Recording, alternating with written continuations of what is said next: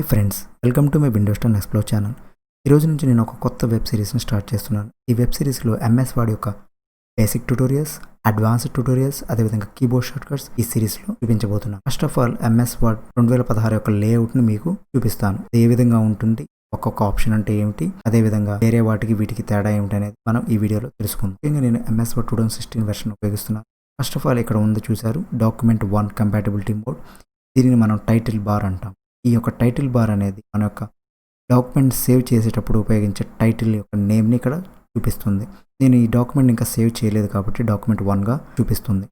So అదేవిధంగా ఇటుపక్క మీరు లెఫ్ట్ సైడ్ వెళ్ళినట్లయితే ఇక్కడ క్విక్ యాక్సెస్ టూల్ బార్ అని ఈ చిన్న చిన్న ఐకాన్స్ ఉన్నాయి, వీటిని మీరు చూడగలరు. అదేవిధంగా ఇక్కడ ఒక యారో ఉంది, దీన్ని customise quick access toolbar అంటారు.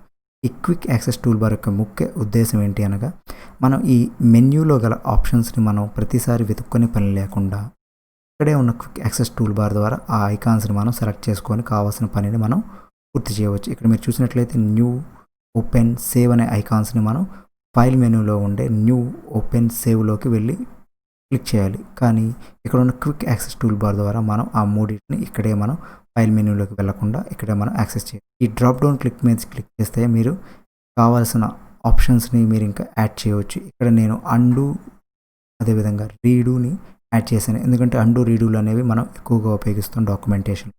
అదేవిధంగా ఇంకొక ఆప్షన్ ఉంది, చూస్తే కనుక ఈ drop down menu show below the ribbon, అంటే దీనిని రిబ్బన్ అంటాం మనం. ఈ బాక్స్ మొత్తాన్ని మనం రిబ్బన్ అంటాం. సో ఈ క్విక్ యాక్సెస్ టూల్ బార్ని మనం బిలో ది రిబ్బన్కి తీసుకొచ్చి ఇలా ఈ విధంగా ప్లేస్ చేయవచ్చు. మనం యాక్సెస్ చేయడానికి చాలా వీలుగా ఇక్కడ మనకి ఈజీగా ఉంటుంది. అదేవిధంగా మీరు ఇక్కడ చూసినట్లయితే ఈ ఫైల్, హోమ్, ఇన్సర్ట్, డిజైన్ ఇవి మెన్యూస్ అనమాట. ఈ మెన్యూస్ అన్నీ చక్కగా ఒక ట్యాబ్స్ రూపంలో రిబ్బన్ లాగా ఎంఎస్ వర్డ్ 2016 సెట్ చేయబడి ఉంది. అదేవిధంగా మీరు చూసినట్లయితే కొత్త వెర్షన్ అప్డేట్స్లో home tab, insert tab, design tab ఇలా ప్రతి ఒక్క దానికి సంబంధించిన ఆప్షన్స్ అన్ని ఆ ట్యాబ్లో స్టోర్ చేశారు. సో దీన్ని ట్యాబ్ అంటాము. అదేవిధంగా ఈ మొత్తాన్ని మనం రిబ్బన్ అంటాము. అదేవిధంగా ఈ వైట్ ప్లేస్ని మనం వర్క్ ఏరియా అంటాం. అంటే మన డాక్యుమెంట్ రైటింగ్ కానీ, ఎడిటింగ్ కానీ, ప్రూఫింగ్ కానీ మొత్తం ఇక్కడ ఈ వర్క్ ఏరియాలోనే మనకి జరుగుతుంది. ఈ వర్క్ ఏరియా యొక్క ఎంటీ స్పేస్ని ఇది బ్లాంక్ స్పేస్ అంటాము. దీంతో మనం ఎక్కువ ఉపయోగించం. దీంట్లో ఎటువంటి టైపింగ్ కానీ, ఎటువంటి రేటింగ్ కానీ ఏమి చేయము. ఇది ఒక జస్ట్ బ్లాంక్ ఏరియా. సో ఈ బ్లాంక్ ఏరియా మీకు మరీ ఎక్కువగా ఉన్నట్లయితే మీరు ఈ వర్క్ ఏరియాని జూమ్ చేసి పెంచుకోవచ్చు. జూమ్ చేసే ఆప్షన్ అనేది ఇక్కడ కింద రైట్ సైడ్ కింద అడుగున ఉంటుంది.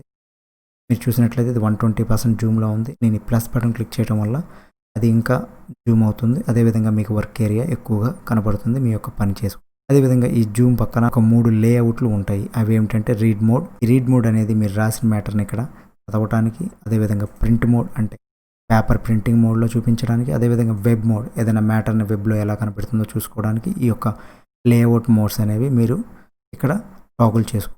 అదేవిధంగా ఇది స్టేటస్ బార్ అంటారు.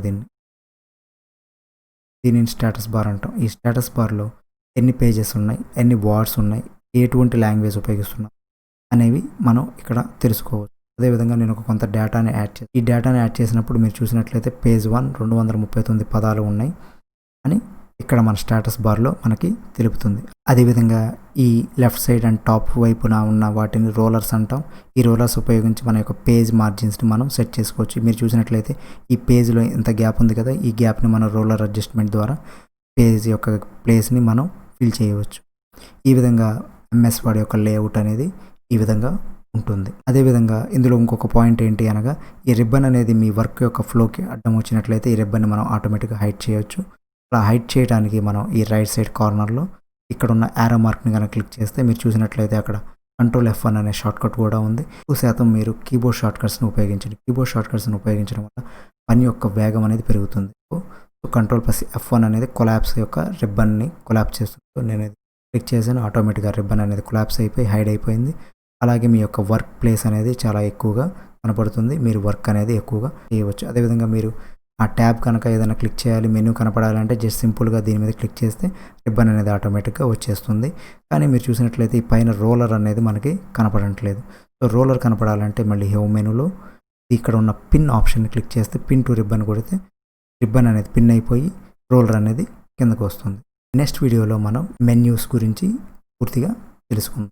Thank you.